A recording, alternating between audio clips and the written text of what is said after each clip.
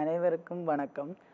நான் யாழ் பல்கலைக்கழகம் சித்த மருத்துவ மாணவர் ஒன்றிய தலைவர் நான் மோகனசாந்த் கதைக்கின்றேன். அதாவது தற்பொழுது சமூக வலைத்தளங்களில் பெரும்பாலும் இடம்பெற்றுள்ள இந்த டிஷர்ட், அதாவது பல்கலைக்கழக லட்சணையை மாற்றி பொறித்ததாக சொல்லப்படும் இந்த டிஷர்ட் விவகாரத்துக்கு சம்பந்தமாக அதுக்கான பதிலினையும் அளிக்க கடமைப்பட்டுள்ளோம் என்ற ரீதியில் உங்கள் அனைவரையும் சந்திக்க வந்துள்ளேன்.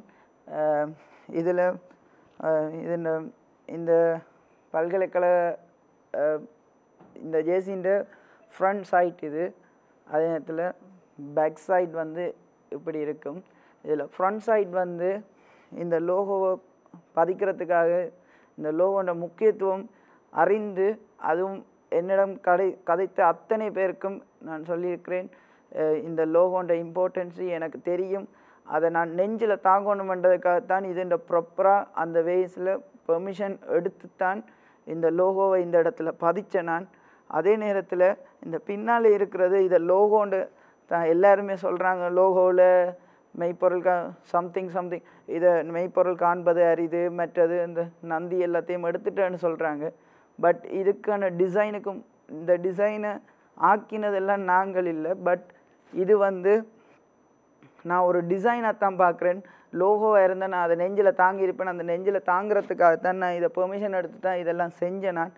அதே நேரத்தில் இந்த லோகோ வந்து சமூக ஆர்வலர்கள் எல்லோரும் வந்து சொல்லக்க நான் அதை மறக்கவே இல்லை. அது சரி, நீங்கள் சொல்லுவது சரி, இது போன்ற இனி வரும் காலங்களில் நடைபெறாமல் நான் அடுத்த ஜூனியனுக்கெல்லாம் சரியான முறையில் கைட் பண்ணுவேன்னு சொல்லி அவைகிட்ட சொல்லியிருந்தேன் நான்.